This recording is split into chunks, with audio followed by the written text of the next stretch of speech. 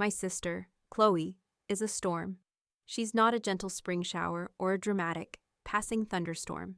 She's a Category 5 hurricane in designer boots.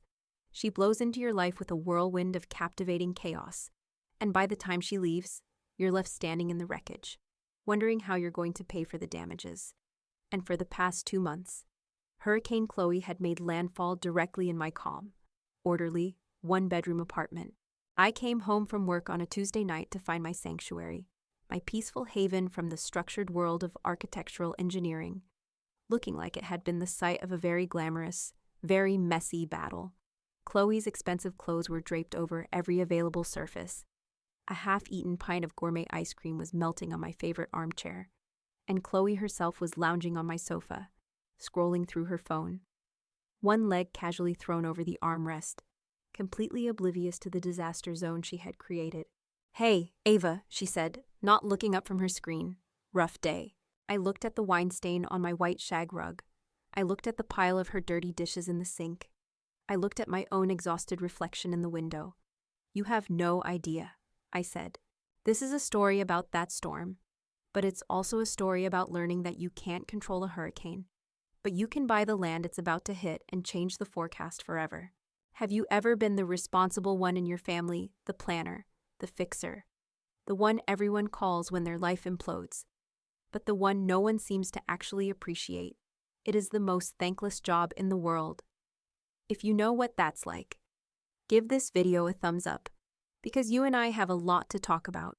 Our dynamic was forged in the crucible of childhood. I am 2 years older than Chloe, but in terms of life experience and common sense, I feel like I'm 20 years her senior. I was the quiet, studious one, the girl who loved her color-coded notebooks and her 5-year plans. Chloe was the star.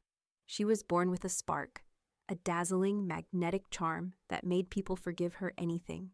She was beautiful, funny, and effortlessly popular. Our parents were utterly enchanted by her.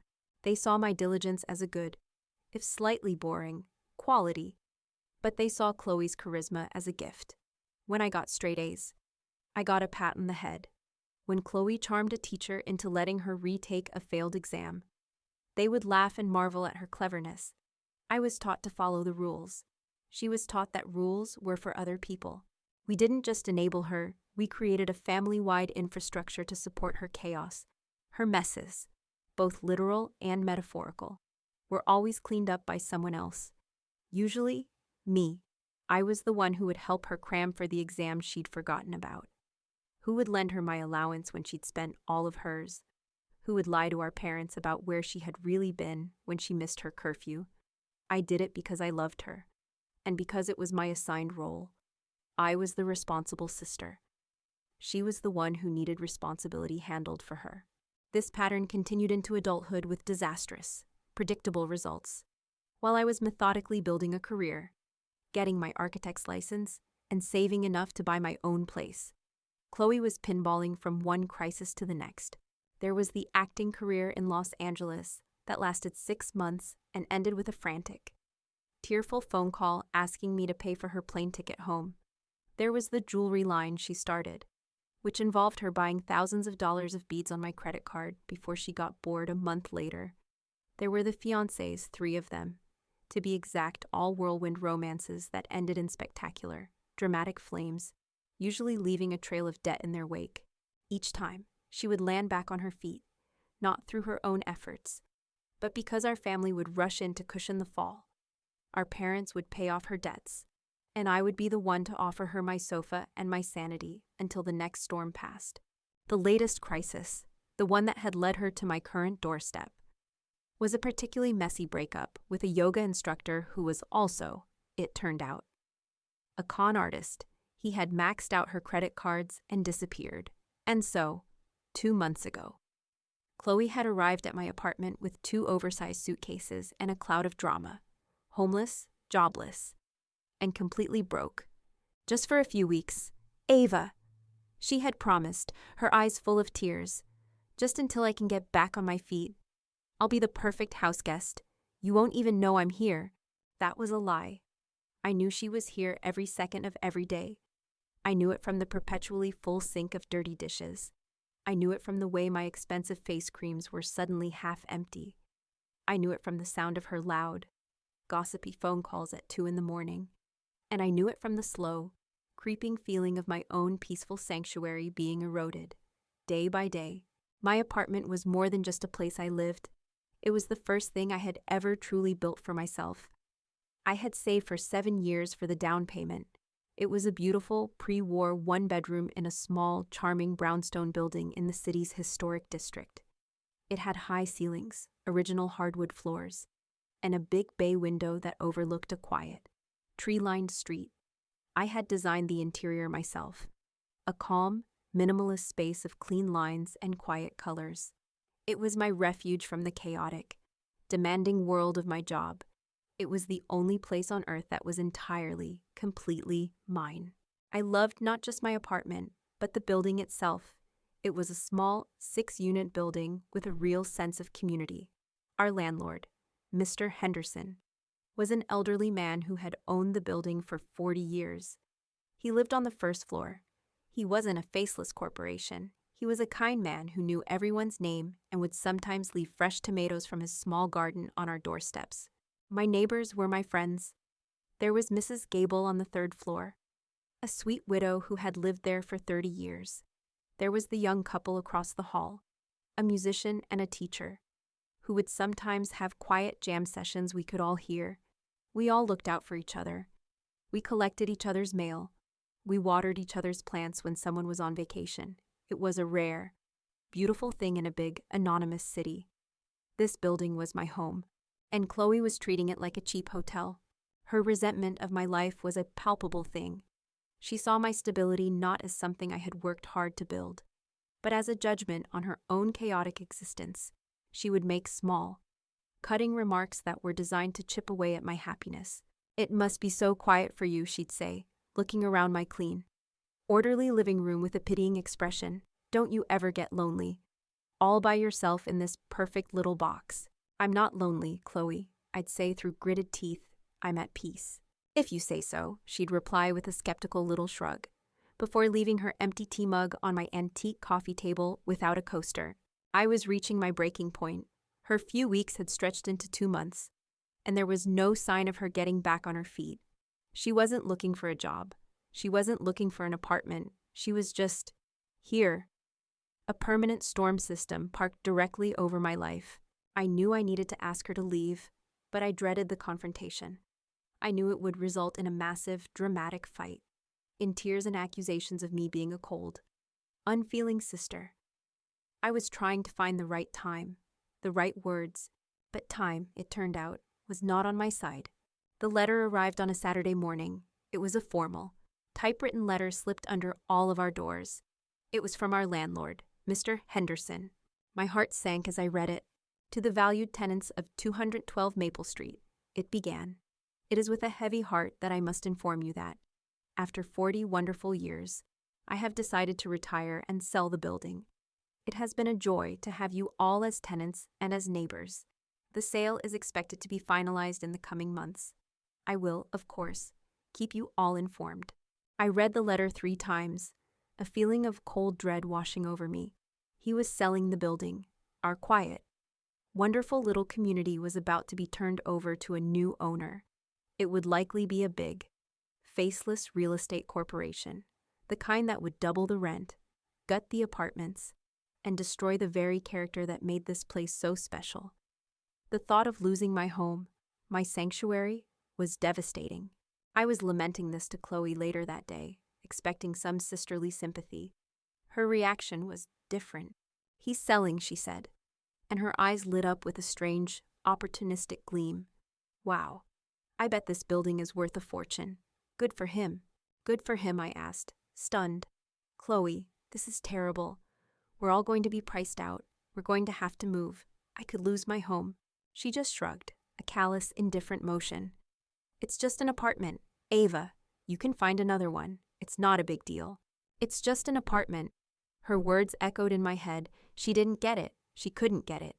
She had never built anything in her life, so she couldn't understand the pain of losing something you had worked so hard to create. I looked at her, at my beautiful, charming, and utterly selfish sister. And I knew in that moment that I couldn't just sit by and let some faceless corporation take my home away from me. I had worked too hard. I had saved too diligently. I had built a life for myself, a successful one, and a new, wild, and utterly terrifying idea began to form in my mind. What if the new owner wasn't a faceless corporation? What if the new owner was me? The idea arrived in the middle of the night, a wild, audacious thunderbolt in the quiet darkness of my apartment. What if the new owner was me? It was an insane thought. I was an architectural engineer, not a real estate mogul, but the idea, as insane as it was, took root. It was a tiny seed of defiance planted in the barren ground of my frustration. And over the next few days, as I watched my sister Chloe treat my home with the careless disdain of a tourist in a cheap motel, that seed began to sprout. She would leave her wet towels in a heap on the bathroom's hardwood floor. She would borrow my expensive silk blouses without asking, and then leave them crumpled on her floor. She would complain, constantly. "Ugh, this apartment is so small," she'd sigh, dramatically sprawling across my sofa. "How do you even breathe in here?" And the landlord, some old guy. "Right. He probably hasn't updated this place since the 70s. You should really move somewhere newer. Ava, somewhere with a gym." Every word was a small, condescending jab at the life I had so carefully built. And every word watered that tiny seed of an idea. Let me tell you, there's nothing more surreal than listening to your sister complain about how hard it is to find a decent landlord. While you're on hold with the bank that's giving you a mortgage to become her landlord, it was the most stressful, and most secretly satisfying, time of my life. The decision was made on a Saturday morning. I was cleaning up the remnants of an impromptu gathering Chloe had hosted the night before without asking me. As I was scrubbing a red wine stain out of my kitchen grout, I had an epiphany. I was done. I was done living at the mercy of other people's decisions, my sister's chaotic whims, a future corporate landlord's inevitable rent hikes. I had spent my entire adult life being responsible, saving my money, making smart investments. My father, a man who believed in prudence above all else, had taught me well. My financial portfolio was healthy. My career was thriving. For the first time in my life, I was going to do something not because it was sensible or responsible, but because it was bold, because I wanted to. I retreated to my bedroom, closed the door, and made my first call, not to a realtor, but to my financial advisor. The next few weeks were a masterclass in secrecy and deception. I became a spy in my own home. I had to orchestrate the single largest financial transaction of my life, while sharing a wall with the one person I couldn't tell. My first move was to assemble my team. I found a sharp, no-nonsense real estate lawyer named Ms. Albright. During our first confidential meeting in her downtown office, she was the one who suggested the key to my entire operation. "You can't buy the building in your own name, Miss Vance," she'd said, her eyes sharp and intelligent. "The moment the sale is recorded, it becomes public record. Your sister, every tenant in the building, would know you are the new owner. If you want anonymity, you need a shield." "A shield?" I asked. "We will form a limited liability company, an LLC," she explained. "We'll give it a boring, generic name. Maple Street Properties, LLC, or something to that effect. The LLC will be the official buyer. Your name will be protected, listed only on the private formation documents, to the world and to your sister. The building will simply have been sold to a small, faceless real estate company." It was perfect. It was brilliant. Next came the financing. This was the hardest part. I had a significant amount for a down payment, thanks to my disciplined savings and some savvy investments. But I still needed a commercial mortgage for the rest. The process was a mountain of paperwork. I had to provide years of tax returns, detailed statements of my assets, a full financial physical. I spent my nights, after Chloe had gone to bed, scanning and emailing documents. My office lamp a small beacon of secrecy in the dark apartment. Chloe, of course, was completely oblivious. She was too wrapped up in her own drama. While I was on a hushed, tense phone call with my mortgage broker, she was in the living room, loudly complaining to a friend on FaceTime about how her ex-boyfriend hadn't liked her latest Instagram post. The sheer sublime irony of it all was my constant companion. The most crucial step was approaching my landlord, Mr. Henderson. I couldn't have a realtor do it. I had to do it myself. This couldn't just be a business transaction, it had to be a personal one. I caught him in the small garden behind our building, where he was tending his tomato plants. "Mr. Henderson," I began, my heart pounding, "can I speak with you for a moment?" "Of course, Ava," he said, smiling his warm, crinkly-eyed smile. "What's on your mind?" I told him how much I loved the building. I told him about the community, about the sense of home he had cultivated here. I told him, honestly, that the news of his selling the building had felt like a death in the family to many of the tenants. "We're all so afraid," I confessed, "that some big corporation will buy it and they'll turn all these beautiful apartments into characterless white boxes and double the rent." He sighed, a sad, weary sound. "I know, my dear, that is my fear as well. But I am an old man. I cannot manage the property any longer. It is time for me to retire."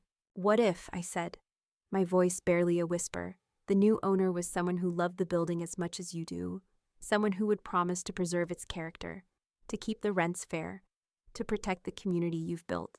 He looked at me, a curious expression on his face. A person like that would be a dream. But those people do not buy apartment buildings in this city anymore. "I think they do," I said, taking a deep breath.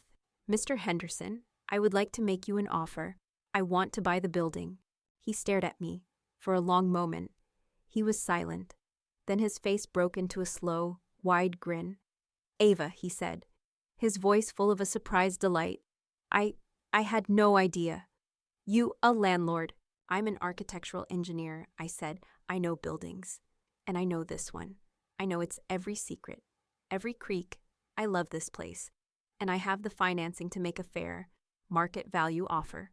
He wiped a bit of dirt from his hand onto his trousers, and then he reached out and took my hand in his own warm, calloused one. "My dear Ava," he said, his eyes shining. "I can't imagine a better person to take over, to know that this place will be in the hands of someone who truly cares. It is the answer to a prayer." We struck a deal right there, among his tomato plants. He agreed to sell the building to my newly formed LLC in a private, off-market transaction. He even agreed to a slightly lower price than what a corporate developer would have paid. Because, as he said, peace of mind is worth more than a few extra dollars. The final weeks leading up to the closing were the most stressful of all. I was living a double life. By day, I was an architect at my firm. By night, I was a real estate mogul in training, having secret meetings with my lawyer, signing mountains of paperwork, and orchestrating the biggest deal of my life. And through it all, I was also a zookeeper, managing the chaotic hurricane that was my sister. She was growing more and more restless, her presence in my small apartment becoming more and more oppressive. "I just feel so stuck. Ava," she'd whine, leaving a trail of crumbs on my sofa. "I need to get out of this city. Maybe I'll move to Bali or Paris. I need a change of scenery." "That takes money, Chloe," I'd remind her gently. "Well, exactly," she'd say, as if I had just proven her point. "It's easy for you. You have your big, important career, your perfect, little life. Some of us aren't so lucky." The constant digs, the veiled resentments. They were getting harder and harder to ignore, but I had to. My plan, my secret, depended on my absolute self-control. It depended on her continuing to see me as her boring, predictable doormat of an older sister. The closing was scheduled for a Friday afternoon at Mr. Davies's office. I had to lie to Chloe. Of course, I told her I had a major, last-minute deadline at work and that I would be home very late. "Oh, of course you do," she'd said with an eye roll. "Don't worry about me. I'll find something to do." I knew that meant she'd probably invite a few friends over and drink my expensive wine. I didn't care. I sat in that quiet, mahogany-paneled conference room, and I signed my name on what felt like 1,000 pieces of paper. I signed the mortgage documents. I signed the title transfer. I signed the final purchase agreement. The last document I signed was the new deed. It listed the owner of 212 Maple Street, not as Ava Vance, but as Maple Street Properties, LLC, a company for which I was the sole silent member. Mr. Henderson was there. He signed his name. officially transferring the ownership of his life's work. When it was all done, he handed me a small, heavy, old-fashioned key ring. On it were the master keys to every door in the building, the keys to the front door, the basement, the roof, and all 6 apartments, including my own. "She's yours now," he said, his eyes misty. "Take good care of her." "I will, Mr. Henderson, I promised," my own voice thick with emotion. "I promise." I walked out of that law office holding the keys in my hand. They felt impossibly heavy. I was a homeowner. No, I was more than that. I was a landlord. I was my sister's landlord. She was at home, in my apartment, probably complaining about her life, completely unaware that the roof over her head now belonged to me. The dramatic irony was so thick, so delicious. I almost laughed out loud. The trap was set. The power dynamic had shifted in a way she could never, in her wildest dreams, have imagined. All I had to do now was wait for the storm to make its next move, and I had a feeling I wouldn't have to wait very long. For the first few weeks of my secret reign as landlord of 212 Maple Street, life was a strange, quiet thrill. I was a king masquerading as a commoner in my own castle. I would receive official-looking notices about building maintenance or policy changes from the property management company, the same one Mr. Henderson had used, whom I had kept on to maintain my anonymity, and I would have to pretend to read them with the same mild interest as my neighbors, all while knowing that I had been the one to approve them in the first place. It was a secret that was both empowering and deeply isolating. I would walk through the quiet hallways of my building, feeling a fierce, protective pride. And then I would return to my own apartment to find my sister, Chloe, had left a trail of destruction in her wake, and I couldn't say a word. Her behavior, now that she felt thoroughly entrenched, had gotten worse. She treated my home like a self-storage unit with a full-service hotel attached. She was messy, inconsiderate, and completely oblivious to the fact that her temporary stay had stretched into its 3rd month. My frustration was reaching a boiling point. I was not just her sister anymore. I was the owner of the property she was slowly but surely devaluing. The wine stain on the rug wasn't just an annoyance. It was a potential $500 deduction from a security deposit she would never pay. The constant stream of her loud, dramatic friends wasn't just a violation of my peace. It was a potential violation of the building's noise ordinance. I was trying to find the right way, the right time, to finally have the conversation, to tell her she needed to find her own place. But Chloe, as always, had a way of escalating a situation before I could even begin to control it. The catalyst came in the form of a thin white envelope slipped under my door. It was a notice from the property management company. Annual unit inspection. It read in stark black letters.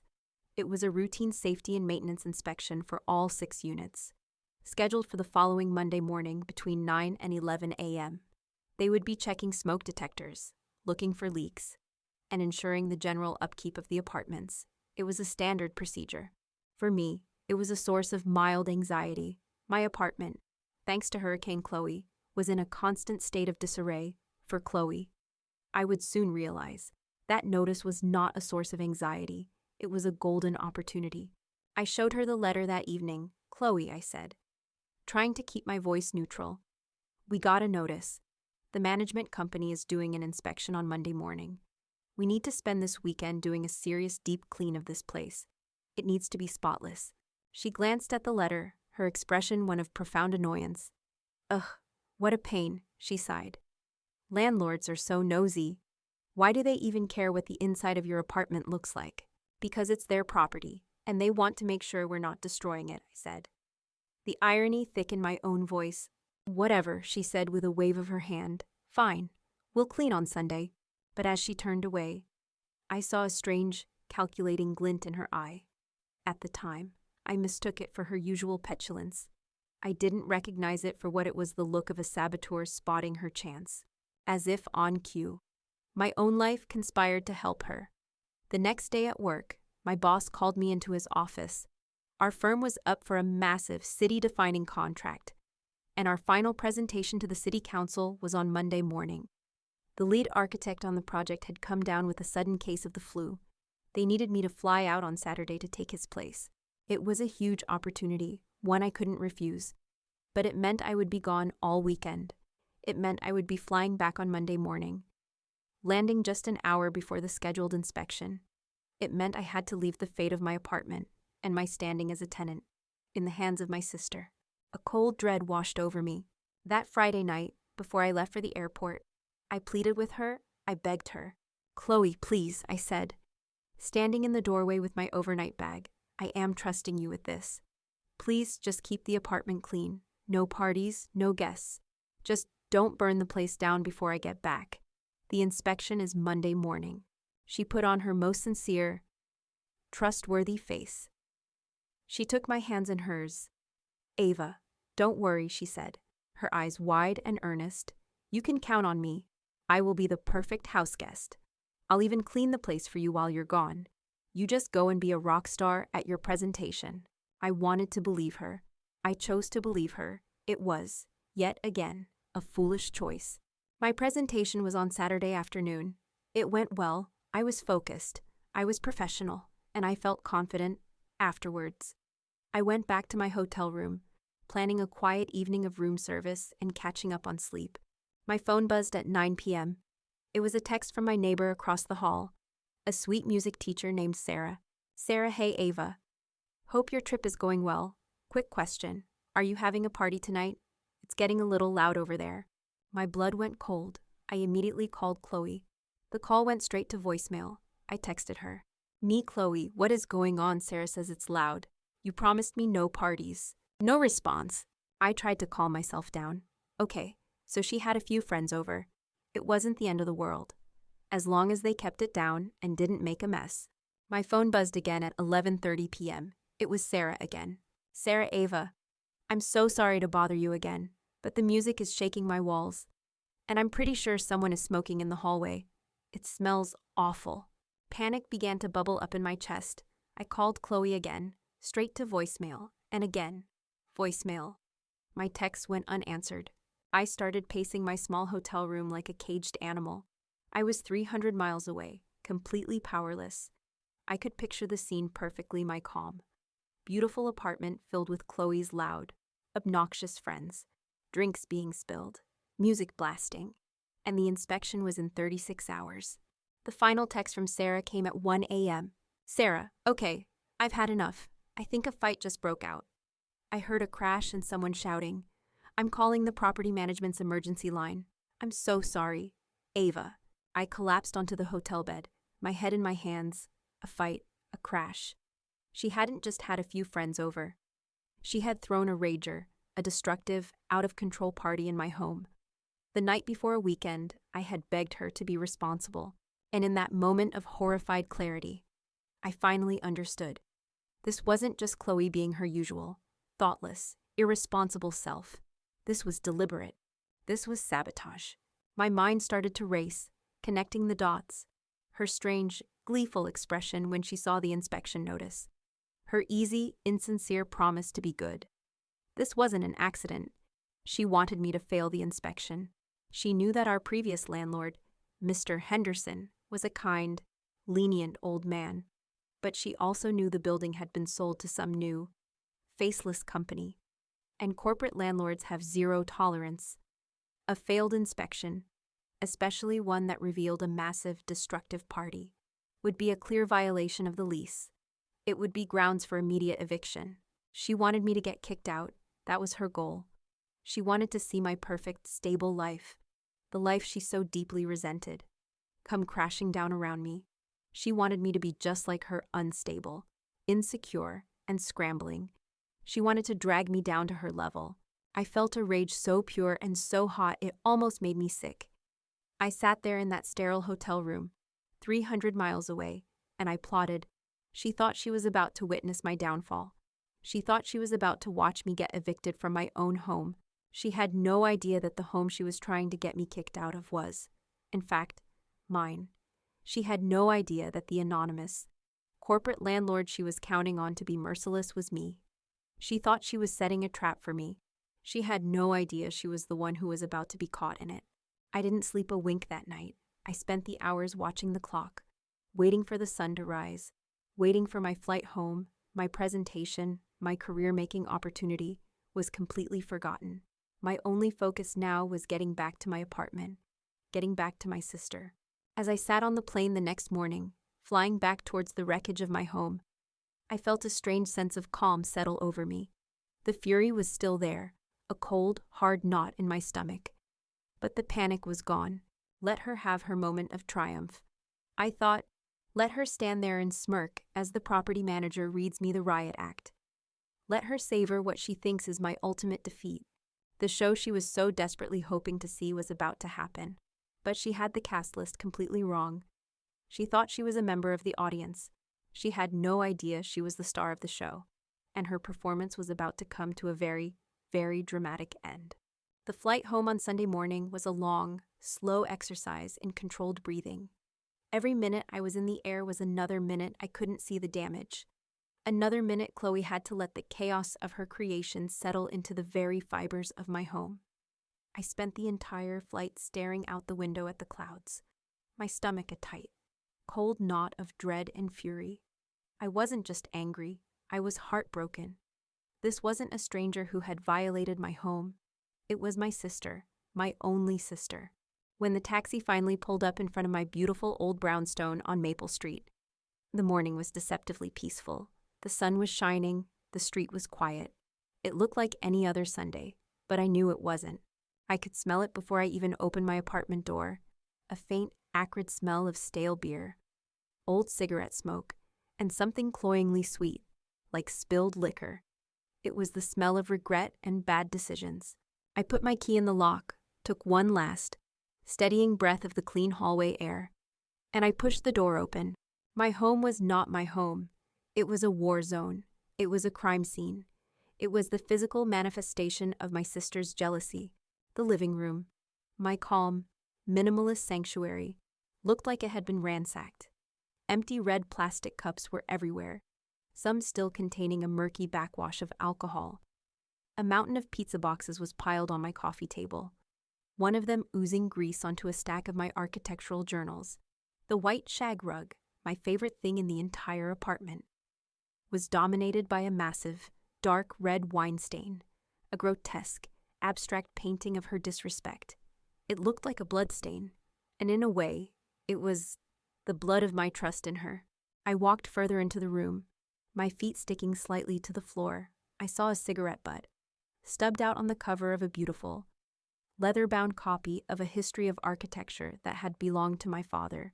It was a small, targeted act of desecration. She knew how much that book meant to me. My eyes scanned the room, cataloging the destruction.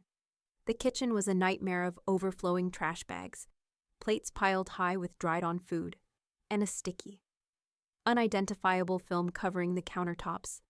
The bathroom looked like a rock band had used it as their personal dressing room, with wet towels, empty beer bottles in the tub, and what looked like lipstick scrawled on the mirror. And then I saw the real damage, the malicious damage.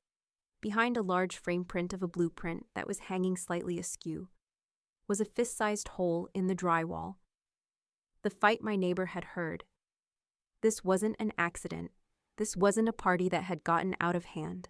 This was a deliberate, calculated act of destruction, an act of hate.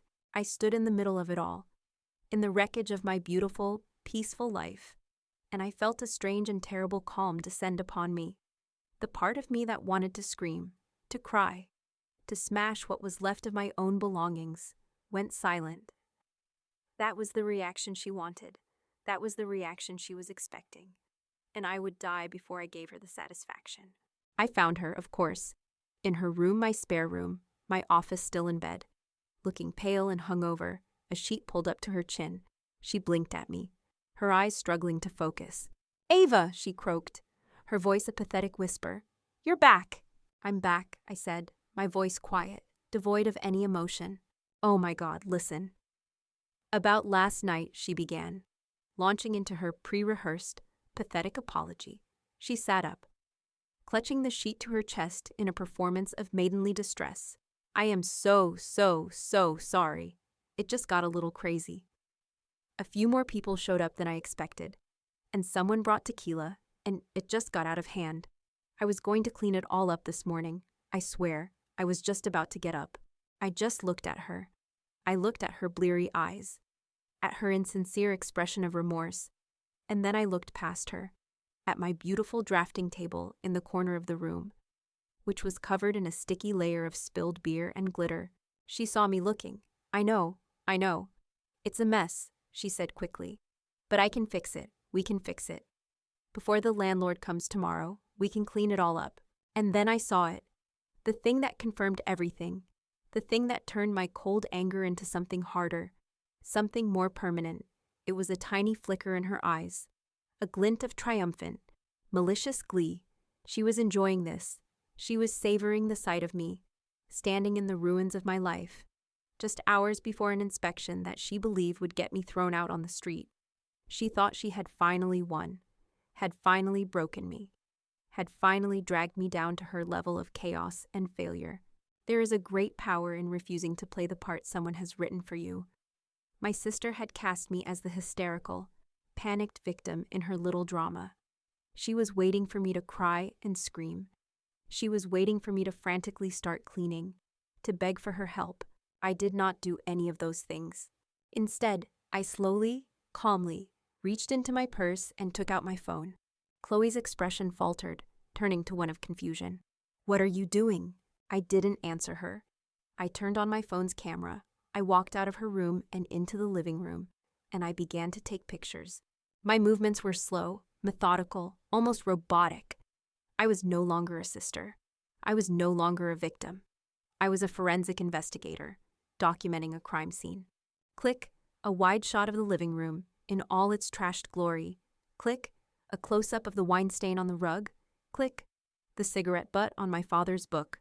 Click, the overflowing trash bags. Click, the sticky, liquor-stained kitchen counter. "Ava, what are you doing?" Chloe asked again.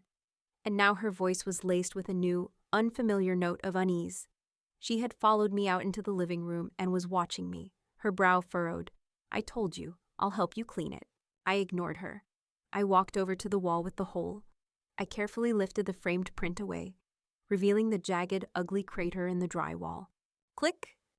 That happened by accident, she stammered. Two guys were roughhousing. I continued my work, my silence a more powerful weapon than any words could ever be. I went into the bathroom. Click, the lipstick on the mirror. Click, the beer bottles in the tub. I documented every single piece of damage, every stain, every scratch, every bit of filth. I took over 100 photographs, each one a neat, tidy, and damning piece of evidence. Chloe was practically dancing with anxiety now. My calm was unnerving her. My refusal to engage in her drama was throwing her completely off balance. This was not how the scene was supposed to play out. "Seriously, Ava!" "Stop it," she said, her voice rising in pitch. "You're freaking me out. Why are you taking all these pictures? Just help me start cleaning." I finally lowered my phone. I turned to look at her, my expression as blank and as calm as a frozen lake. "Why am I taking pictures?" "Chloe," I asked, my voice quiet but carrying an immense weight. "That's a good question," I paused, letting her hang in the suspense. "I just want to make sure we have an accurate and comprehensive record of all the damages." For what she asked, her voice a nervous squeak. "For the landlord, of course," I said. "For the inspection report. He'll need a full accounting of all lease violations and property damage for the eviction notice. I want to make the process as efficient for him as possible." The words eviction notice were the ones she had been longing to hear, but the way I said them, with no fear, no panic, only a strange, cold, administrative finality, was not what she expected. She just stared at me, her mouth slightly open, a look of profound confusion on her face. I put my phone in my pocket. I looked around at the wreckage of my beautiful apartment. The inspection was in less than an hour. There was no time to clean. There was no way to hide this. Her plan had worked perfectly. I was going to fail the inspection, spectacularly. I walked over to the bay window and looked out at the quiet, peaceful street, my building. Let him come, I thought. Let the property manager come and see this mess. Let him be horrified. Let him be angry. Let him start talking about lease violations and eviction notices. My sister thought she was the director of this play. She had set the stage. She had created the drama. And she was waiting in the wings for the tragic final act. She had no idea that I owned the theater. Just then, the front buzzer for my apartment rang, a sharp, jarring sound in the quiet. Trashed room. It was him, the property manager, right on time. I turned to Chloe, and for the first time that morning, I smiled. It was not a nice smile. "Showtime," I said. The doorbell rang at precisely 9 o'clock on Monday morning. A sharp, punctual chime that signaled the beginning of the end. Chloe, who had been sulking on the sofa, looked up, a slow, malicious smile spreading across her face. This was her moment, the moment of my downfall. "Showtime," I had whispered to her, "now." I straightened my blazer, smoothed down my hair, and walked to the door. A picture of calm, collected dread. I was playing my part to perfection. On the other side of the door was Mr. Peterson from the property management company. He was a tidy, officious man in his 50s, with a clipboard and a permanently worried expression. "Ms. Vance," he said, his tone all business. "I'm here for the scheduled annual inspection." "Of course, Mr. Peterson," I said, stepping aside to let him in. "Please, come in." The moment he stepped into my living room, his professional demeanor cracked. His eyes widened in disbelief, his mouth falling slightly open as he took in the scene. The overflowing trash bags, the sticky floors, the massive, dark red stain on my white rug. He looked around the room as if he had just walked into the aftermath of a natural disaster. "Good Lord," he whispered, his eyes landing on the pile of empty liquor bottles next to the fireplace. Chloe, meanwhile, was putting on an Oscar-worthy performance. She rushed forward, her face a mask of frantic, tearful remorse. "Mr. Peterson, I am so sorry," she said, her voice trembling. "This is all my fault. I had a few friends over on Saturday while my sister was away, and it got a little out of hand. I promised her I would have it all cleaned up. I am so terribly ashamed." Mr. Peterson just looked at her, then back at the room, his worried expression hardening into one of severe disapproval. He clicked his pen and made a sharp, angry-looking note on his clipboard. "I'll begin the inspection," he said stiffly. And for the next 20 minutes, he walked through my apartment like a detective at a crime scene, documenting every single violation. I followed him silently, my hands clasped behind my back. Chloe trailed behind us, offering a running commentary of pathetic excuses. In the living room, he pointed at the cigarette burn on my father's book, "Unauthorized smoking indoors."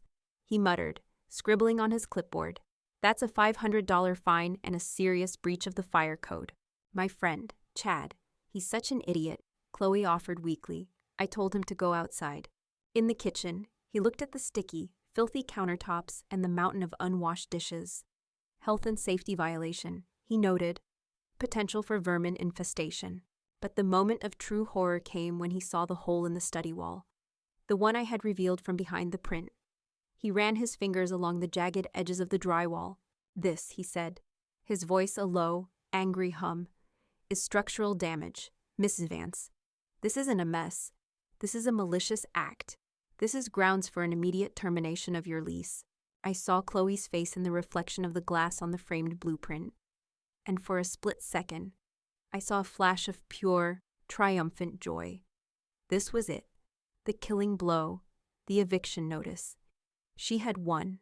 When his tour of destruction was complete, Mr. Peterson had me sit down at my own dining room table, a space that was, thankfully, relatively clean. He stood over me like a stern headmaster about to expel a troublesome student. Chloe hovered nearby, the concerned, remorseful sister.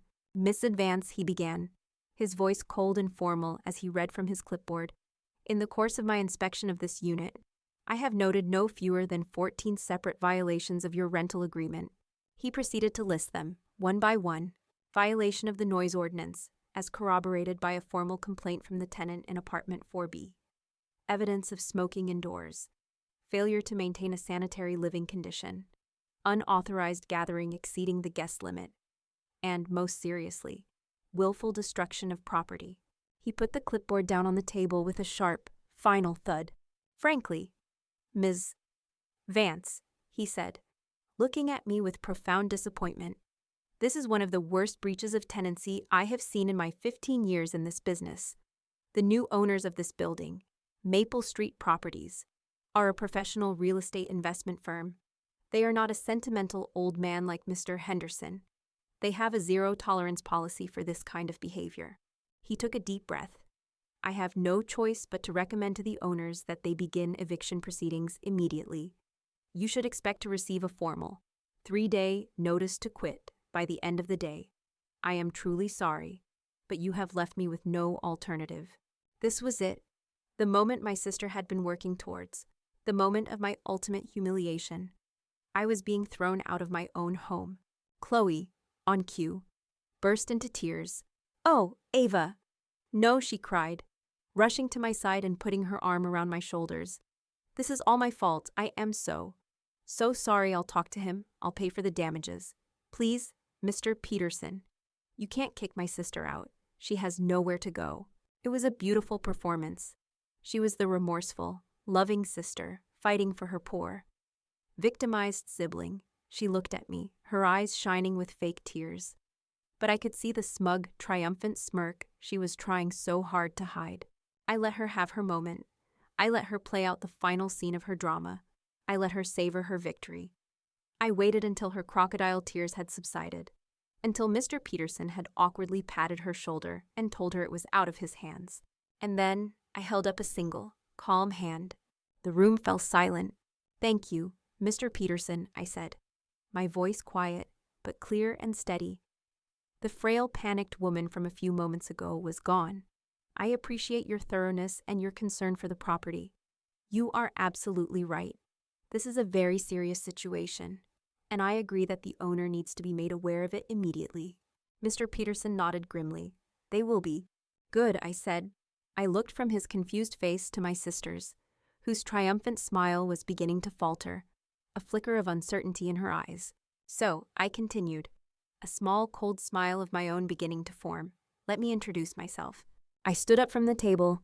"My name is Ava Vance, and I am the sole member and managing partner of Maple Street Properties, LLC. I am the new owner of this building."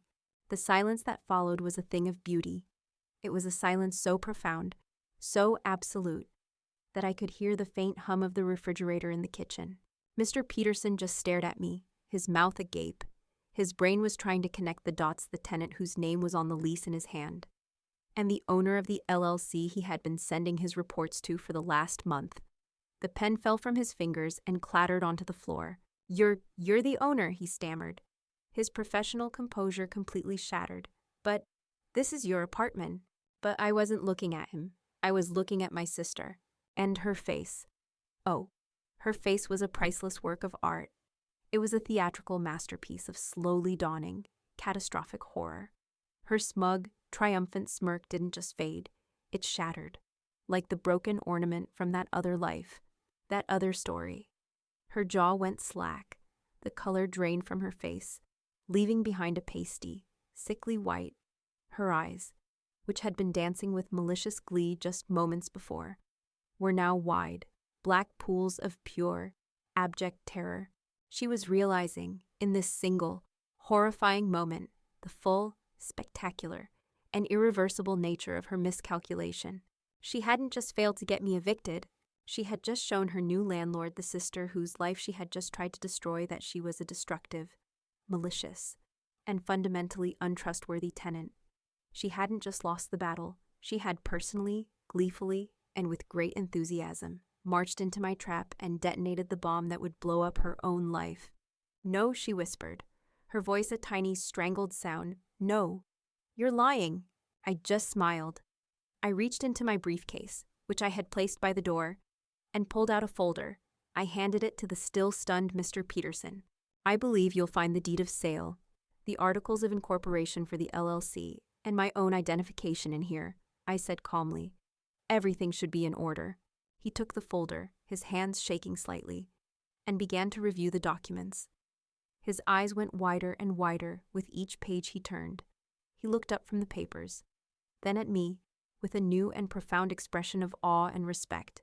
"Well, Miss Vance," he said, his voice a little shaky, "it seems I owe you an apology and a report." "Indeed," I said. I then turned my full attention to my sister, who was still standing there, frozen, looking like her entire world had just ended. Which, of course, it had. Now, Chloe, I said, my voice as sweet as poison, you and I have a few things to discuss, starting with your living situation and the bill for the damages. The silence in my wrecked apartment was a ringing, echoing thing. Mr. Peterson, the property manager, was staring at the legal documents in his hand, then at me. His expression a comical mixture of shock, confusion, and a dawning, horrified respect. But I wasn't looking at him. I was looking at my sister. Chloe was a statue carved from terror. The smug, triumphant glint in her eye was gone, replaced by a black, glassy emptiness. Her face, which had been alight with malicious glee just moments before, was now a pale, slack mask. The gears of her mind were grinding, trying to process the catastrophic, world-altering miscalculation she had just made. The landlord she had tried to get me evicted by was me. The trap she had so carefully set for me had snapped shut on her own leg. She finally found her voice. It was not the angry, defiant hiss I might have expected. It was the pathetic, whimpering sound of a cornered child. "Ava, no," she whispered, her voice a strangled croak. "You're joking, right? This is a joke. A really, really not funny joke. I assure you." "Miss Vance," Mr. Peterson chimed in, having finally found his professional footing, his voice now full of a newfound deference. "These documents are all legally filed with the county, Maple Street Properties. LLC is the legal owner of this building as of 2 weeks ago." He looked at me for guidance. "What would you like me to do, Ms. Vance?" He called me Miss Vance, the owner, the boss. Chloe's eyes darted between us, her mind finally accepting the impossible truth. And then, true to form, she switched tactics. The terror melted away, replaced by a flood of theatrical, desperate tears. "Ava, I am so sorry," she wailed, rushing towards me, her hands outstretched as if to grab me. I took a sharp step back, and she froze. I was a mess. I was upset about my breakup. I was drunk. It was a stupid party that got out of hand. "Please, Ava, you can't be mad at me. I'm your sister." "No, Chloe," I said, and my voice was so cold, so calm. It scared even me. "This is where you are mistaken. In this room, right now. I am not your sister." I walked over to the coffee table and picked up the clipboard Mr. Peterson had left there. I clicked the pen. "In this room," I continued, "I am the landlord, and you are the tenant who has just willfully and maliciously caused thousands of dollars in property damage, and who has violated at least a dozen clauses of her residency agreement. This is no longer a family discussion. This is a business transaction." Her face crumpled. She had spent her entire life using the shield of family to excuse her behavior, to get away with murder, and I had just taken it away from her. But I said I would clean it up," she cried. "We can fix it." "Oh, I know I can fix it," I said. "I'm an excellent project manager, but it's going to be very expensive." I held up my phone, where the 100 or so photos I had taken were neatly displayed. I have meticulously documented every single stain, every scratch, every cigarette burn, and of course, the fist-sized hole in the wall of my study. I've already sent the photos to a contractor for a preliminary estimate. I reached into my briefcase again and pulled out another document. It was an itemized list of the damages, with the estimated cost of repair next to each item. The total, at the bottom of the page, was just over $8,000. I handed it to her. "This," I said, "is your bill. I will expect payment in full." She stared at the paper, her mouth agape. $8,000? I don't have $8,000. You know that. "Then I suggest you get a job," I said coolly. "Or 3. She then tried her final, most potent weapon, the one that had worked on me, on our parents, our entire lives: guilt. "After everything I've been through," she whispered, her voice trembling with righteous indignation. "After my life fell apart, after you were the only person I had to turn to, you're really going to kick me when I'm down your own sister. What would Mom and Dad say if they could see you now?" The mention of our parents was a low blow, but it didn't work anymore. The armor I had built around my heart was too thick. "I know exactly what they would say," I said, my voice quiet but unyielding. "They would be heartbroken. They would be heartbroken that one of their daughters grew up to be a responsible, successful, and independent woman, and that their other daughter grew up to be a destructive, entitled, and jealous person who would try to destroy everything her sister had built out of pure spite. I let that hang in the air. The truth of it, spoken so plainly, seemed to finally silence her. The time for discussion is over, Chloe, I said. I reached into my briefcase one last time and pulled out the final document. It was a formal, legally drafted 30-day notice to vacate. My lawyer, Ms. Albright, had prepared it for me as a contingency. I had hoped I wouldn't have to use it, but Chloe, as always, had left me no choice. I handed it to her. This is your official eviction notice, I said. You have 30 days to remove yourself and all of your belongings from this property. If you are not gone by noon on January 1st, I will have you removed for trespassing. She stared at the paper as if it were a snake. She looked up at me, her eyes finally, blessedly, empty of all their old tricks. There was no anger, no tears, no manipulation left. There was only the blank, hollow look of utter and complete defeat. She had finally, after a lifetime of creating storms, run into a seawall she could not break. I turned to Mr. Peterson, who had been watching this entire exchange with a look of stunned fascination. Mr. Peterson, I said, my voice now warm and professional. I apologize for the dramatic start to our working relationship. I will be in your office tomorrow morning to discuss the plan for repairing this unit and a new protocol for vetting any future temporary occupants. For now, your inspection is complete. He just nodded, speechless, and practically fled from the apartment. And then it was just the two of us, me and my sister, the landlord and the tenant. She didn't say another word. She just clutched the eviction notice in her hand and shuffled back to her room.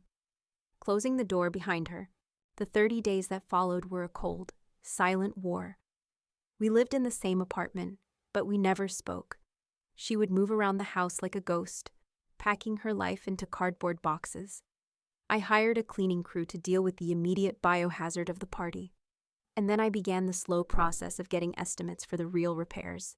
On the morning of January 1st, a moving van, paid for by a loan from our parents who had, of course, been subjected to her hysterical, one-sided version of the story, pulled up outside. She moved her boxes out in silence. When she was finished, she stood in the doorway, her 2 oversized suitcases at her feet. She looked at me one last time. I hate you, she whispered. I know, I said, and that is the saddest part of all. She turned and walked away. I closed the door, and for the first time in my adult life, I felt a sense of profound, absolute peace. The storm had finally passed. A year has passed since that day. My apartment has been repaired, restored to its former glory. And then some. I used my architectural knowledge to oversee a small, tasteful renovation, making it even more my own. I am a good landlord. I introduced myself to the other tenants, all of whom were thrilled that the building hadn't been sold to a soulless corporation. I kept the rents fair. I used the profits to make improvements: a new boiler, a landscaped garden in the back. I honored Mr. Henderson's legacy. I am estranged from my entire family. My parents, after hearing Chloe's story, sided with her, accusing me of being a cold, unforgiving monster. Their checks to help her with her new apartment started arriving in my mailbox, forwarded from her, with angry, scrawled notes on them. I sent every single one back, uncashed. Sometimes, the quiet in my beautiful, peaceful apartment feels a little like loneliness. I miss the sister I once had, the laughing little girl from our childhood. But then I remember the cold, hard truth: you cannot fix someone who is determined to break things. My entire life, I had been enabling her, cleaning up her messes, protecting her from the consequences of her own actions. The kindest thing I ever did for her, and for myself, was to finally hand her the bill. My father always used to say that a home is the only investment that pays you back in happiness. He was right. By buying this building, I wasn't just making a financial investment. I was investing in my own peace of mind. I was investing in my right to a sanctuary, a place safe from the chaos of the world, and from the chaos of my own family. I became my own landlord, and it's the best job I've ever had. Thank you for listening to my story. If you've ever had a storm in your life that you kept trying to manage, a person you kept trying to fix. Know this: you cannot control the weather. All you can do is build a stronger shelter. Tell me in the comments about a time you had to choose your own peace over someone else's chaos. Hit that subscribe button if you believe in the power of a good landlord. And remember, you have the right to evict anyone from the property of your life who refuses to respect the terms of your lease. You are the owner. Don't ever forget that.